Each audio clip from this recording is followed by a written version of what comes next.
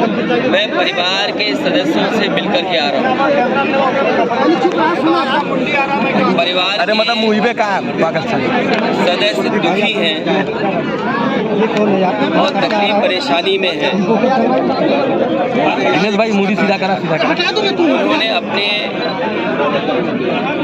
बेटी खोई है और उसकी बहन अभी भी भैया से बाहर। यार हम चल जाएंगे, हम दे देंगे आपको बाइट। जाएंगे कहाँ? अरे हटा लीजिए, हटवा मुंडी टूट जाएगी। कि अभी तक वो ठीक से खाना तक नहीं खाया उसने। या तुम जो नर्स उसकी देखभाल कर रही है, और मैंने उसके परिवार से पूछा तो बताया कि बार बार रोने लगती है और वही घटना को याद करती है।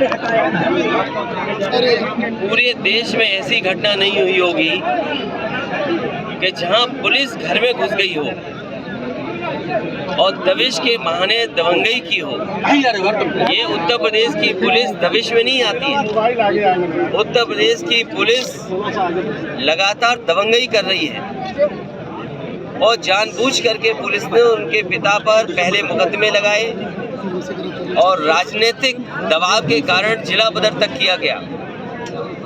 वो अलग विषय है कि उसके पिता के ऊपर कौन लोग जबरदस्ती और जानबूझ करके प्रशासन से, पुलिस से मुकदमे दर्ज करा रहे हैं, उसे जिला बदर तक कराया। लेकिन सवाल ये है कि पुलिस को ये अधिकार किसने दिया कि पुलिस घर में घुसेगी और इतनी बड़ी संख्या में आएगी पुलिस और जो कोई घर में होगा उसके साथ मारपीट करेंगे। जो बेटी की जान गई है वो पुलिस की दबंगई और पुलिस की दबिश की वजह से गई है। और इधर भी फोकस है भैया।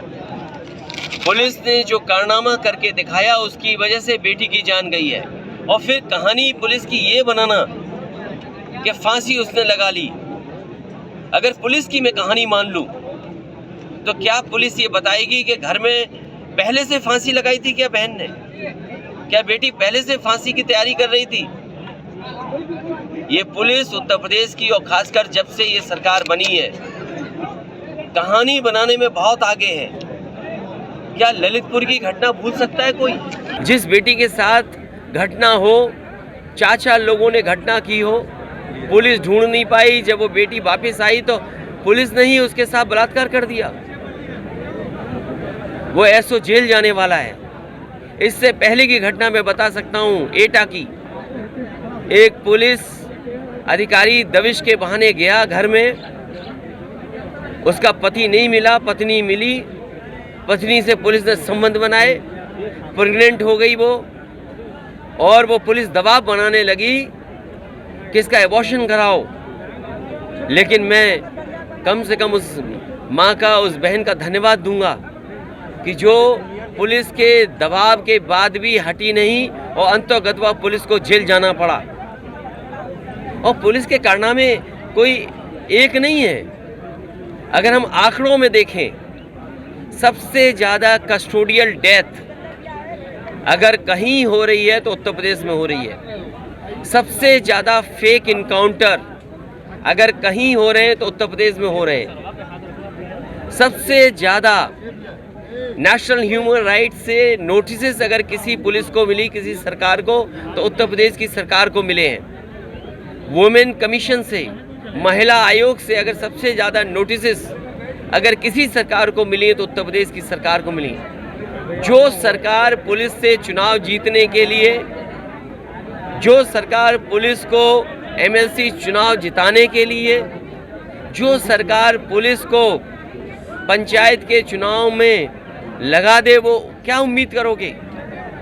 जब पुलिस से गलत काम सरकार कराएगी तो पुलिस को भी वो नहीं रोक पाएंगे उनकी दबंगई को।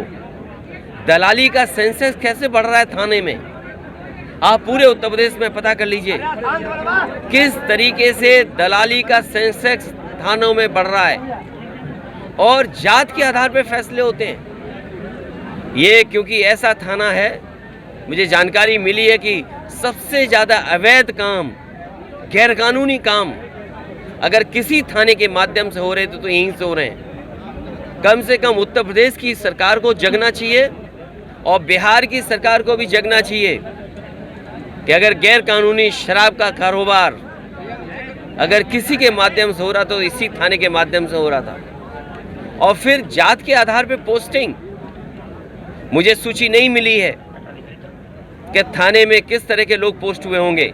जान गई है और जान ली है पुलिस ने, इसलिए पुलिस को 302 का मुकदमा दर्ज करना चाहिए और समाजवादी पार्टी परिवार की हर तरीके से मदद करेगी। लीगल मदद भी करनी होगी तो समाजवादी पार्टी लीगल मदद करेगी।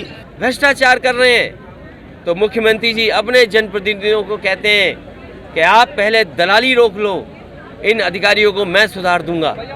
सोचो, नई सरकार बनी हो, जनता ने दोबारा मौका दिया हो, मुख्यमंत्री खुद महसूस कर रहे हो कि उनके जनप्रतिनिधि दलाली कर रहे हैं और वो न केवल दलालों को ठीक करने का कह रहे हो, जबकि ये कह रहे हैं कि अधिकारियों को सुधार दूंगा। तो मैं जानना चाहता हूं, ये सरकार जो बुलडोजर लेकर के घूम रही है, बताइए ललितपुर के थाने पे बुलडोजर कब चलेगा? और इस जगह पर जिन पुलिस के लोगों ने जान ली है बेटी की, उनके घरों पे बुलडोजर कब चलेगा? पुलिस का कहना है कि पीएम रिपोर्ट में पार्शियल हैंगिंग आई है, इसको लेकर क्या कहना है? पुलिस कोई भी कहानी बना सकती है, पुलिस कितना भी ट्विस्ट कर सकती है। इसलिए मैं कहना चाहता हूं कि जहां परिवार की सुरक्षा हो, उनको सुरक्षा मिलनी चाहिए, क्योंकि पुलिस से ही खतरा है इस परिवार को। दूसरा, हाई कोर्ट के जज की मॉनिटरिंग में जांच हो। हमें सरकारी जांच पर भरोसा नहीं है। हाई कोर्ट के माननीय जज, सिटिंग जज अगर जांच करेंगे, उनकी मॉनिटरिंग में जांच होगी तो परिवार को न्याय मिल सकता है। ये सरकार वो है जो कुछ भी कर सकती है, कोई भी रिपोर्ट बदलवा सकती है। अब तो बेटी का दाह संस्कार हो गया, अब क्या दोबारा जांच कर पाएगा कोई? क्या हमने आपने हाथरस का नहीं देखा? जबरदस्ती प्रशासन ने और पुलिस ने मिलकर के उस बेटी का दाह संस्कार रात में ही करा दिया था। आखिरकार ये परिवार भी जानता होगा कि जल्दी क्या थी। क्या बेटी खुद हैंग कर लेगी जब इतनी पिटाई हुई हो और जो उसकी पीठ पे मार्क हैं, उसके गले पे जो निशान आया है, तो क्या हैंगिंग करने वाला ये अपने निशान खुद मार लेगा? इसलिए इनकी जांच पर हमें भरोसा नहीं है। पुलिस कोई भी कारनामा कर सकती है। उत्तर प्रदेश की पुलिस जब थाने में बलात्कार हो जाए, अभी एक फिरोजाबाद में दबिश के बहाने पुलिस गई, जान ले ली एक महिला की।